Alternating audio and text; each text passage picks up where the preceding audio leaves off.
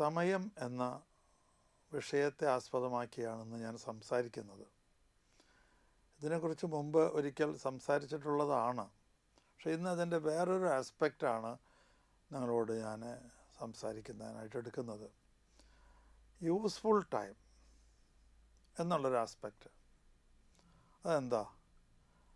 നമുക്കെല്ലാവർക്കും ദൈവം തന്നിട്ടുള്ളത് ഒരേ സമയമാണ്, 24 മണിക്കൂർ.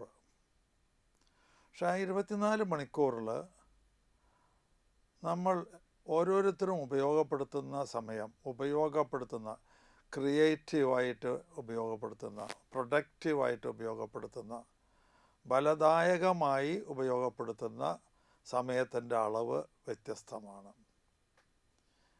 ഈ അളവ് എത്ര കൂടുന്നുവോ അത്രയും ആ വ്യക്തി വിജയിക്കും. ഒരു വ്യക്തിയുടെ വിജയത്തിൻ്റെ നിദാനം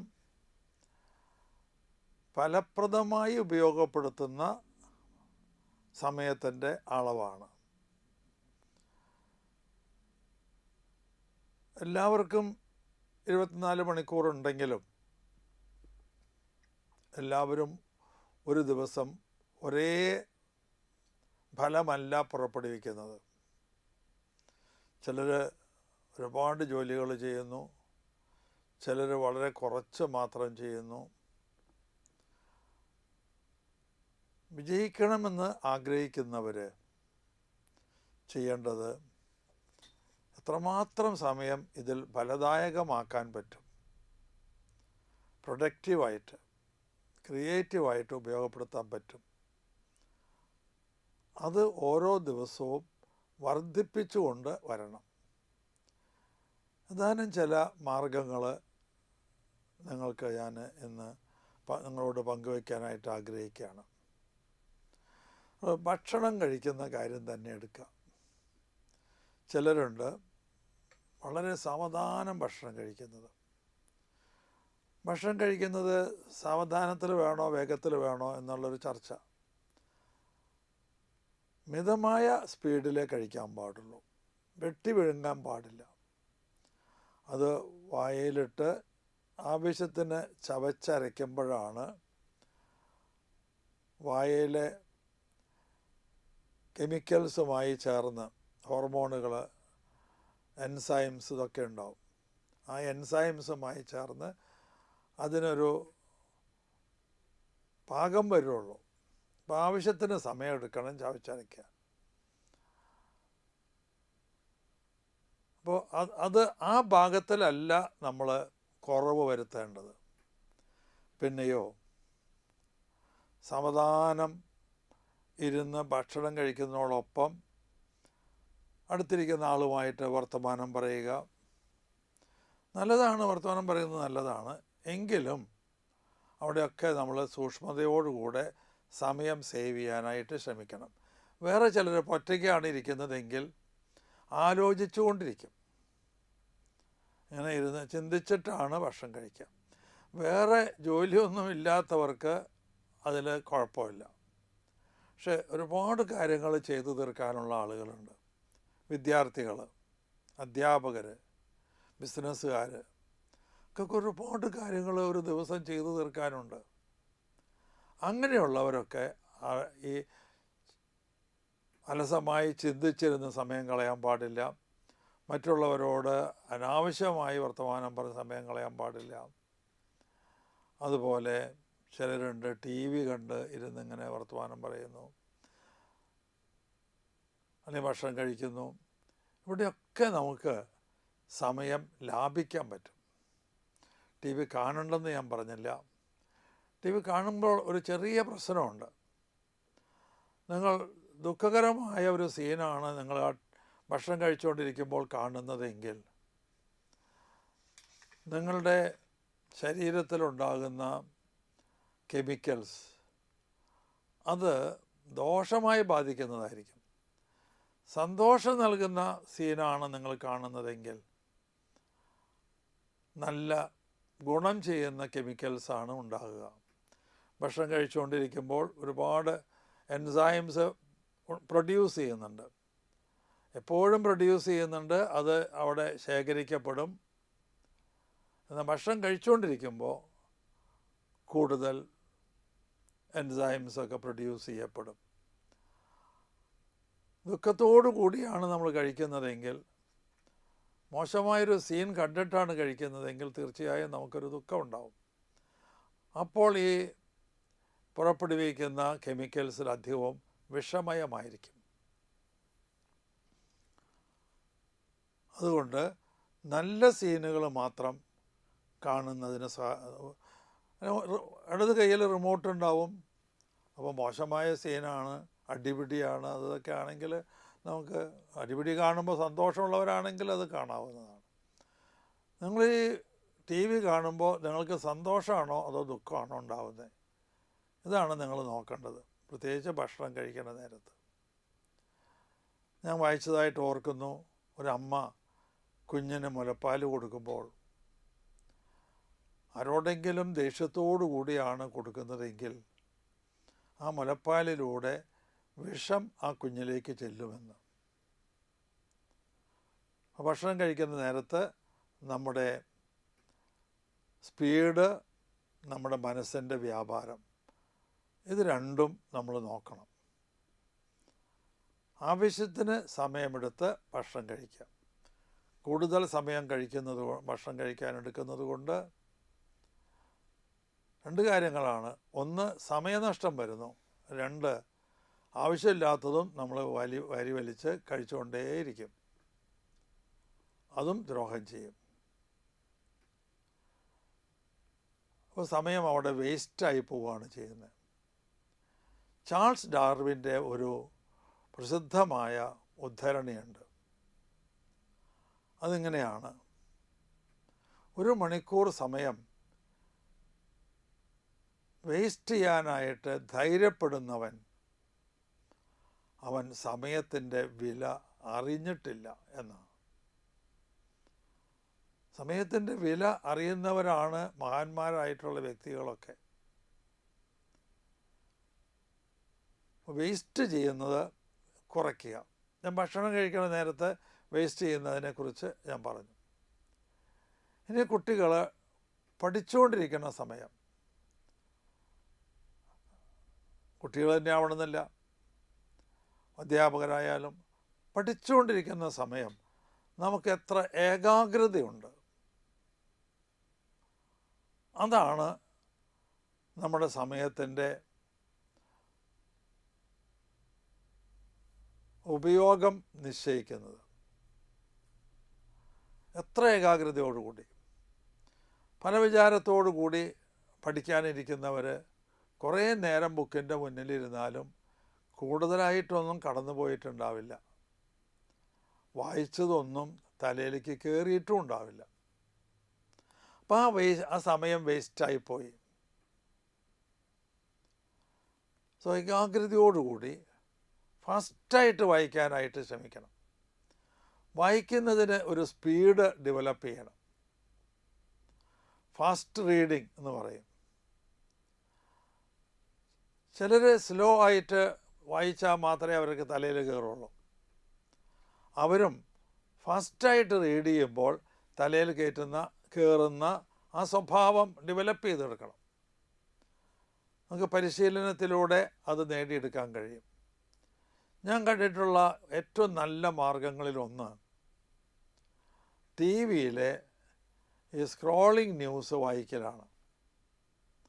വളരെ ഫാസ്റ്റായിട്ടാണ് അത് പോകുന്നത്. അത് ഒപ്പം വായിക്കാനായിട്ട് നിങ്ങൾക്ക് കഴിയുമെങ്കിൽ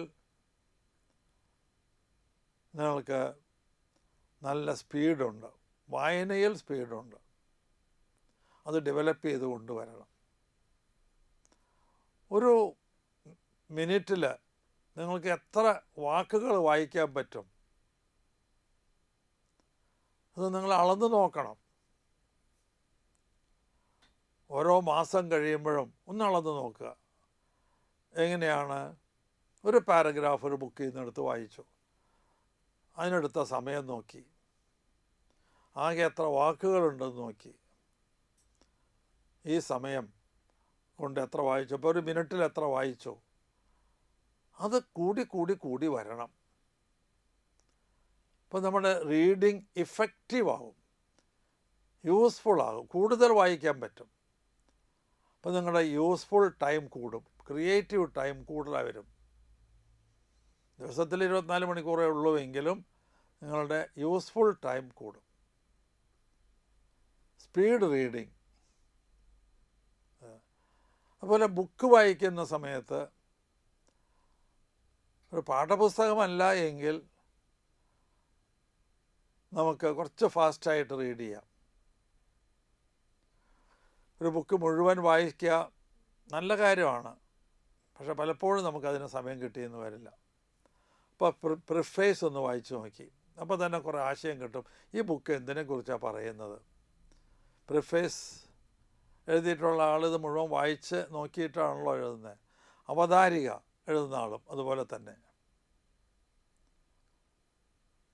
അതാദ്യം വായിച്ചു നോക്കിയാൽ ഈ പുസ്തകം നമ്മളിനി തുടർന്ന് വായിക്കണോ വേണ്ടയോ എന്ന് നമുക്ക് പിടികിട്ടും. ഈ പുസ്തകത്തിൽ പ്രതിപാദിക്കുന്ന വിഷയങ്ങൾ എനിക്ക് ഇപ്പോൾ താല്പര്യമുള്ളതല്ല, ഉപയോഗമുള്ളതല്ല എങ്കിൽ അതിൻ്റെ വായന നിർത്താം. എന്നും നമ്മൾ വായിക്കണം, പുതിയ പുസ്തകങ്ങൾ എന്നും വായിക്കണം. അതിനല്പം സമയം കണ്ടെത്തിയേ മതിയാവും. അത് മുഴുവൻ വായിക്കണം. നമ്മുടെ കയ്യിൽ കിട്ടിയ പുസ്തകം നല്ലതാണോ അല്ലയോ, ഒരു പക്ഷേ വേറൊരാൾ വായിച്ചിട്ട് നമുക്ക് റെക്കമെൻഡ് ചെയ്തതാണെങ്കിൽ ഓക്കെ, അല്ലെങ്കിൽ നമ്മൾ we are reading in darkness, നമുക്ക് അറിയില്ല. അപ്പോൾ പ്രിഫേസും അവതാരികയും ഒക്കെ വായിച്ചു. പിന്നെ പുസ്തകത്തിൻ്റെ ആദ്യ ഭാഗം വായിച്ചു നോക്കി, ഏതാനും പേജുകൾ മറിച്ച് ഇങ്ങനെ നോക്കി, അവസാന ഭാഗം നോക്കി. ഒരു പക്ഷേ ഒരു പുസ്തകം, ആ പുസ്തകം അങ്ങനെ വായിച്ചാൽ മതിയാവും, ഇതൊരു കാര്യമായിട്ടൊന്നുമില്ല എന്ന് കണ്ടാൽ നമുക്ക് നിർത്താം. അല്ല, അവിടെ ഇവിടെയൊക്കെ വായിച്ചപ്പോൾ നല്ല നല്ല ഫ്രേസസും പാരഗ്രാഫുകളും ഒക്കെ കണ്ടു, ആശയങ്ങളൊക്കെ കണ്ടു, ദെൻ ആ പുസ്തകം കുത്തിയിരുന്ന് വായിക്കാം. അപ്പം ഇങ്ങനെ പുസ്തകം വായനക്കാർ എല്ലാവരും വായിക്കേണ്ടതാണ്, പക്ഷെ കുറച്ച് ആളുകൾ മാത്രമേ പുസ്തകങ്ങൾ വായിക്കുന്നുള്ളൂ. പത്രം ചിലർ വായിക്കുന്നത് മുഴുവൻ സമയവും ഇരുന്ന് വായിക്കുക, മുഴുവൻ പേജും വായിക്കുക. അതിൻ്റെ ആവശ്യമില്ല. ഒരു ജോലിയുമില്ലാതെ ഇരിക്കുന്നവർക്ക് ഒരറ്റം തൊട്ട് മറ്റേ അറ്റം വരെ വായിക്കാം. എന്നാൽ വേറെ കാര്യങ്ങളിൽ ഏർപ്പെടാനുള്ളവർ പത്രത്തിൻ്റെ A to Z വായിക്കാൻ പാടില്ല എന്ന് തന്നെ ഞാൻ പറയാം. അവരുടെ മേഖല എന്താണോ ആ മേഖലയിലെ വാർത്തകളൊക്കെ വായിക്കാം. ഇപ്പോൾ സിവിൽ സർവീസിന് പഠിക്കുന്ന ഒരു കുട്ടിയാണ്, അയാൾ കോൺസെൻട്രേറ്റ് ചെയ്യേണ്ട മേഖലകൾ ചിലതുണ്ട്, അത് പ്രത്യേകമായിട്ട് വായിക്കാം. Social, economic, political, technological, sports, ഇങ്ങനെയുള്ള കാര്യങ്ങളൊക്കെ അത്തരമൊരു വിദ്യാർത്ഥി ഫോക്കസ് ചെയ്യേണ്ടതാണ്. സോ അത്തരം പേജുകൾ തന്നെയുണ്ട്. ഓരോന്ന് നോക്കും, ഇന്ന പേജിൽ അത് കാണും. കസ്റ്റമറി ആയിട്ട് അങ്ങനെയാണ് അവർ കൊടുക്കുക. പത്രത്തിന് ഒരു സിസ്റ്റമുണ്ട്, ഇന്ന ന്യൂസുകൾ ഇന്ന സ്ഥലത്ത്, വിദ്യാഭ്യാസപരമായ ന്യൂസുകൾ ഇന്ന സ്ഥലത്ത് ഇന്ന പേജിൽ ഒക്കെ. ആ പേജുകൾ മാത്രമാണ് നമ്മൾ വായിക്കേണ്ടത്. കാരണം നമുക്ക് ഒരുപാട് കാര്യങ്ങൾ ചെയ്യാനുണ്ട്, സമയം കുറവേ ഉള്ളൂ. അപ്പോൾ പത്രവായന, ചിലർ ലേഖനങ്ങൾ വായിക്കുന്നവർ വളരെ നല്ലതാണ്. ലേഖനങ്ങളിലൂടെ ഒരുപാട് ആശയങ്ങൾ നമുക്ക് കിട്ടും. ഒരു ലേഖനം ഒരാൾ പ്രിപ്പയർ ചെയ്യുന്നത് കുറേ അധികം ബുക്കുകൾ വായിച്ചിട്ടാണ്. അയാളത് ബുക്കുകളൊക്കെ വായിച്ച് അയാളുടേതായ നിഗമനമൊക്കെ അതിൽ കൊണ്ടുവന്ന് ആണ് ഒരു ലേഖനം എഴുതുന്നത്. നമ്മൾ ആ ലേഖനം വായിക്കുമ്പോൾ അയാൾ കഷ്ടപ്പെട്ട് നേടി ഉണ്ടാക്കിയ ആ ആശയങ്ങൾ, ഗ്രന്ഥകർത്താവ് കഷ്ടപ്പെട്ട് നേടിയെടുത്ത ആശയങ്ങൾ നമുക്ക് പെട്ടെന്ന് ലഭിക്കുകയാണ്. അപ്പോൾ അവിടെ നമ്മൾ കുറേ അധികം സമയം ലാഭിക്കുന്നുണ്ട്. ക്ലാസ്സിൽ അറ്റൻഡ് ചെയ്യുകയാണ്. ക്ലാസ്സിൽ അറ്റൻഡ് ചെയ്യുമ്പോൾ ശ്രദ്ധയില്ലാതെ അറ്റൻഡ് ചെയ്താൽ ആ ക്ലാസ്സിൽ അറ്റൻഡ് ചെയ്ത സമയം വേസ്റ്റായിപ്പോയി. എന്നാൽ നല്ല ശ്രദ്ധയോടുകൂടി അറ്റൻഡ് ചെയ്താൽ ക്ലാസ്സിൽ അധ്യാപകൻ പഠിപ്പിക്കുന്നത് മിക്കവാറും മുഴുവൻ തന്നെ നിങ്ങൾക്ക് സ്വന്തമാക്കാൻ കഴിഞ്ഞിട്ടുണ്ടാവും. അതുകൊണ്ടുള്ള മെച്ചം എന്താണ്? അതുകൊണ്ടുള്ള മെച്ചം, ഇനി അത് തുടർന്ന് വായിക്കുമ്പോൾ ഒരു പ്രാവശ്യമോ 2 പ്രാവശ്യമോ ഒക്കെ വായിച്ചാൽ മതി. വീട്ടിൽ പോയിട്ട് നമ്മൾ വായിക്കുമല്ലോ, അത് ഒരു പ്രാവശ്യം വായിച്ചാൽ തന്നെ മനസ്സിലാവും. നന്നായിട്ട് ശ്രദ്ധിച്ച ഒരാൾക്ക് വായിക്കാതെ തന്നെ അതെല്ലാം കിട്ടും. ഇതൊക്കെ പരിശീലനത്തിലൂടെ നേടിയെടുക്കുന്നതാണ്. കേട്ടത് മുഴുവൻ ബ്ലോട്ടിംഗ് പേപ്പർ പോലെ ഒപ്പിയെടുക്കാനായിട്ട് കഴിയും. For a trained mind. പരിശീലനം ലഭിച്ച ഒരു മനസ്സിന് അധ്യാപകൻ പറയുന്ന കാര്യങ്ങൾ, പ്രസംഗകൻ പറയുന്ന കാര്യങ്ങൾ ബ്ലോട്ടിംഗ് പേപ്പർ പോലെ ഒപ്പിയെടുക്കാൻ കഴിയും. അങ്ങനെയുള്ള ഒരു വിദ്യാർത്ഥിക്ക്, ഒരു വ്യക്തിക്ക് അത് രണ്ടാമതൊന്നും വായിച്ചു നോക്കേണ്ടി വരില്ല. അല്ലെങ്കിൽ ഒരാഴ്ച കഴിഞ്ഞൊന്ന് വായിച്ചാൽ മതി, 2 ആഴ്ച കഴിഞ്ഞ് വായിച്ചാൽ മതി. അതിൻ്റെ റിവിഷനുള്ള സമയദൈർഘ്യം കൂടും. അപ്പം അതിലൂടെയൊക്കെ നമ്മൾ സമയം ലാഭിക്കുകയാണ്. അപ്പം അയാളുടെ യൂസ്ഫുൾ ടൈം കൂടും. ഇതുപോലെ നമ്മൾ ചെയ്യുന്ന കാര്യങ്ങളൊക്കെ അല്പം സ്പീഡിൽ ചെയ്യുക. നടക്കുന്നത്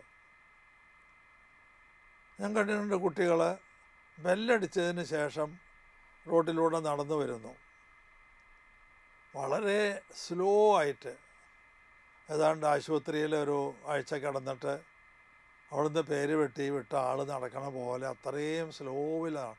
ബെല്ലടിച്ചു എന്ന് അറിഞ്ഞിട്ട് പോലും. അത് സ്പീഡിൽ നടന്നാൽ ലേറ്റ് ആവുന്നത് 1 മിനിറ്റോ 2 മിനിറ്റോ കുറയും, അല്ലെങ്കിൽ ലേറ്റ് ആവാതിരിക്കും. എന്ത് കാര്യം ചെയ്യുമ്പോഴും ഒരു ഓപ്റ്റിമം സ്പീഡെങ്കിലും വേണം. ഓടണ്ട, ഓടിയാൽ വീഴാൻ സാധ്യതയുണ്ട്. ഓപ്റ്റിമം സ്പീഡ്, കൂടുതലും വേണ്ട കുറവും വേണ്ട. അത് പലർക്കും ഡിഫറൻ്റാണ്. നമ്മുടെ ഇന്നത്തെ ഓപ്റ്റിമം സ്പീഡ് നമുക്ക് വർദ്ധിപ്പിച്ച് 1 മാസം കഴിയുമ്പോൾ അതിനേക്കാൾ ഓപ്റ്റിമം സ്പീഡ് ആണ്. അപ്പം നടക്കുമ്പോഴുള്ള സ്പീഡ്, ഓരോ കാര്യം ചെയ്യുമ്പോഴുള്ള സ്പീഡ്, സംസാരിക്കുമ്പോഴുള്ള സ്പീഡ്. സംസാരിക്കുമ്പോൾ സ്പീഡ് കൂടുതൽ പാടില്ല. കാരണം കേൾക്കുന്ന ആൾക്ക് അത് റെക്കോർഡ് ചെയ്യാനുള്ള സമയം നമ്മൾ കൊടുക്കണം. അത് വളരെ സ്ലോ ആയിപ്പോയാൽ കേൾക്കുന്ന ആൾക്ക് മടുപ്പ് തോന്നും. വളരെ സ്പീഡ് കൂടിയാൽ കേൾക്കുന്ന ആൾക്ക് വേണ്ടതുപോലെ രജിസ്റ്റർ ചെയ്യില്ല. അപ്പം അതിനും നമുക്കൊരു ഒപ്റ്റിമം സ്പീഡ് വേണം. നമ്മൾ സംസാരിക്കുന്നത്, ക്ലാസ് എടുക്കുമ്പോൾ, പ്രസംഗിക്കുമ്പോൾ, ഈവൺ നമ്മൾ ഒരു സാധാരണ കോൺവെർസേഷനിൽ പോലും ഒരു സ്പീഡ് ലിമിറ്റ് പാലിക്കണം. കേൾക്കുന്ന ആളെ കൂടി കണക്കിലെടുത്തിട്ട് വേണം സംസാരിക്കാൻ. ഒരു പ്രസംഗകനാണ് ഒരു സാധാരണ ജനങ്ങളോട് സംസാരിക്കുകയാണ് എങ്കിൽ സ്പീഡ് കുറച്ച് തന്നെ വേണം. സ്പീഡ് കുറച്ച് സംസാരിക്കണം. അപ്പോഴേ അവർക്കത് മുഴുവൻ ഗ്രഹിക്കാനായിട്ട് കഴിയുള്ളൂ. എന്നാൽ ഒരു എഡ്യൂക്കേറ്റഡ് ആയിട്ടുള്ള ഒരു കമ്മ്യൂണിറ്റിയോട് അദ്ദേഹം സംസാരിക്കുമ്പോൾ കുറച്ച് സ്പീഡ് കൂടുതൽ ഉണ്ടാവാം. അപ്പോൾ അദ്ദേഹത്തിന് കൂടുതൽ കാര്യങ്ങൾ പ്രസൻറ്റ് ചെയ്യാനായിട്ട് കഴിയും. അയാളുടെ യൂസ്ഫുൾ ടൈം കൂടി. സാധാരണക്കാരായ ജനങ്ങളോട് 1 മണിക്കൂർ സംസാരിച്ചു, എഡ്യൂക്കേറ്റഡ് ആയിട്ടുള്ള ഒരു ഗ്രൂപ്പിനോട് 1 മണിക്കൂർ സംസാരിച്ചു. രണ്ടാമത്തെ കേസിൽ കൂടുതൽ ആശയങ്ങൾ പറയാനായിട്ട് അയാൾക്ക് കഴിയും. 2 സ്ഥലത്തും 1 മണിക്കൂർ തന്നെ സംസാരിച്ചത്. ഒരു സ്ഥലത്ത് കൂടുതൽ ആശയങ്ങൾ അദ്ദേഹത്തിന് പറയാൻ കഴിഞ്ഞു. അതിൻ്റെ അർത്ഥം അയാളുടെ യൂസ്ഫുൾ ടൈം കൂടി എന്നുള്ളതാണ്. പരീക്ഷ എഴുതുമ്പോൾ എഴുത്തിൻ്റെ സ്പീഡ് അത് കൂട്ടണം. എല്ലാവർക്കും 3 മണിക്കൂർ അല്ലെങ്കിൽ 2 മണിക്കൂർ അല്ലെങ്കിൽ അരമണിക്കൂർ 1 മണിക്കൂറൊക്കെയാണ് പരീക്ഷാ ടൈം. എല്ലാവർക്കും തുല്യമാണ്.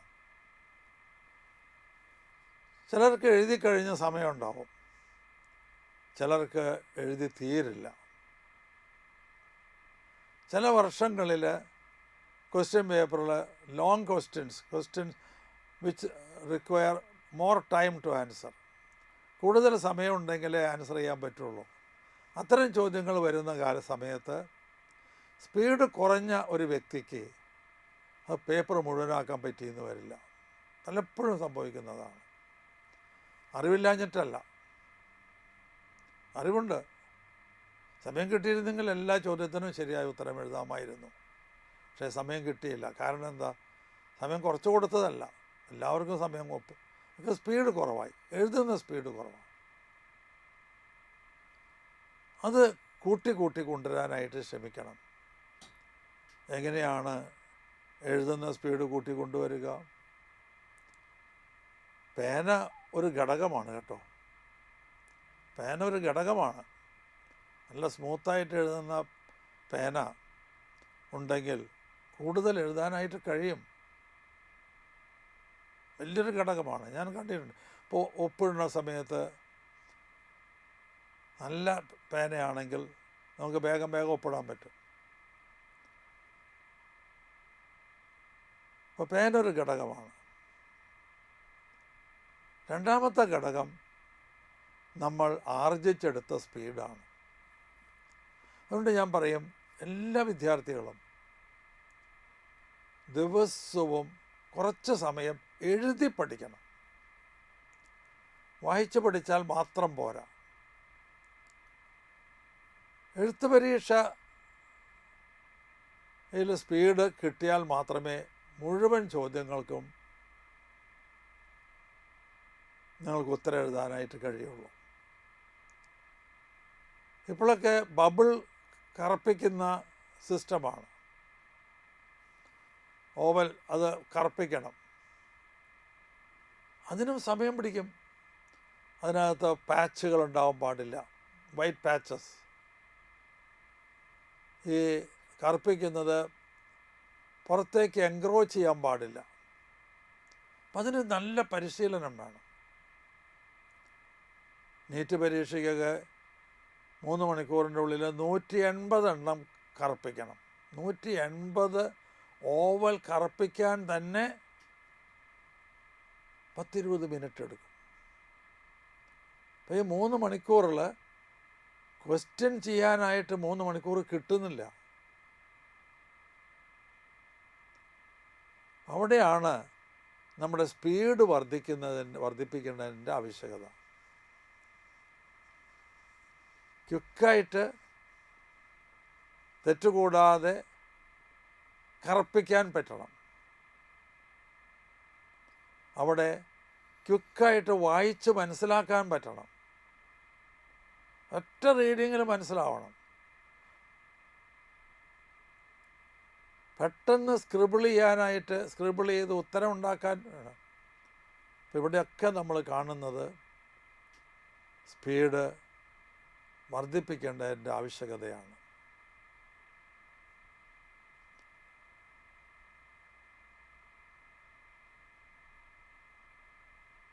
ഓട്ടമത്സരം, ഓടാനുള്ള ദൂരം തുല്യമാണ് എല്ലാവർക്കും. സ്പീഡ് കൂടുതലുള്ളവൻ വേഗമെത്തുന്നു, അയാൾ വിജയിക്കുന്നു. അപ്പോൾ നമ്മുടെ ജീവിതത്തിൽ അല്പം സ്പീഡ് ടോട്ടലായിട്ട്, ഈവൺ കാലത്ത് എഴുന്നേറ്റ് കുളിക്കുന്നതിൽ പോലും ചിലരൊക്കെ ഉണ്ട്, കുളിമുറിയിൽ കയറിയാൽ കുറേ അധികം സമയം എടുത്തിട്ടാണ് കുളിക്കുക. ഹോസ്റ്റലിലൊക്കെ ആണെങ്കിൽ വേറെ കുട്ടികൾ കാത്തു നിൽക്കണ്ടാവും. ഒരു മുറിയിൽ 3 പേരോ ഒക്കെ ഉണ്ടെങ്കിൽ ഒന്നാമത്തെ ആൾ കയറി അയാളൊരു ഊടൽ നേരെടുത്താൽ രണ്ടാമത്തെ 3-ാമത്തെ ആളുടെ സമയം നഷ്ടപ്പെടും. ഇപ്പോൾ കുളിക്കുന്നതിനൊക്കെ ഒപ്റ്റിമം സമയം എടുക്കുക. കുറവെടുക്കണമെന്ന് ഞാൻ പറയില്ല, ഒപ്റ്റിമം സമയം, അത് കൂടുതൽ ഇല്ലാതെ നോക്കുക. ഡ്രസ്സ് ചെയ്യുന്നിടത്ത് സമയം കുറയ്ക്കാനായിട്ട് ശ്രമിക്കുക. അങ്ങനെ നമ്മൾ ചെയ്യുന്ന എല്ലാ പ്രവൃത്തികളിലും സമയം കുറയ്ക്കാനായിട്ട് സ്പീഡ് വർദ്ധിപ്പിക്കുക. സ്പീഡ് വർദ്ധിപ്പിക്കുമ്പോൾ ഒരു ചെറിയ തകരാറുണ്ട്, തെറ്റ് പറ്റാം. സ്പീഡിൽ ചെയ്യുമ്പോൾ തെറ്റ് പറ്റാം, ആക്യുറസി നഷ്ടപ്പെടും. അപ്പോൾ അവിടെയും നമ്മൾ ശ്രദ്ധിക്കണം. ആക്യുറേറ്റായിട്ട് സ്പീഡിൽ ചെയ്യാൻ നമുക്ക് സാധിക്കണം. ഇത് പരിശീലനത്തിലൂടെ മാത്രമേ നടക്കുകയുള്ളൂ. എന്നും ഇത് നിലനിർത്താനായിട്ട് പരിശീലിക്കുക. എത്ര വയസ്സായാലും, വയസ്സാകുമ്പോൾ സ്പീഡ് അല്പം കുറയേണ്ടി വരും. കാരണം നമുക്ക് നമ്മുടെ ഗ്രിപ്പ് കുറേശ്ശെ ഇങ്ങനെ നഷ്ടപ്പെടുമ്പോൾ അവിടെ ശ്രദ്ധിക്കണം കൂടുതൽ. ചെറുപ്പത്തിലത്തുള്ള സ്പീഡൊന്നും പാടില്ല. എങ്കിലും അത് മെയിൻറ്റെയിൻ ചെയ്യാനായിട്ട് നമ്മൾ ബോധപൂർവം ശ്രമിക്കണം. ദൈവം നമ്മളെല്ലാം സമൃദ്ധമായി അനുഗ്രഹിക്കട്ടെ എന്ന് പ്രാർത്ഥിച്ചുകൊണ്ട് നിർത്തുന്നു.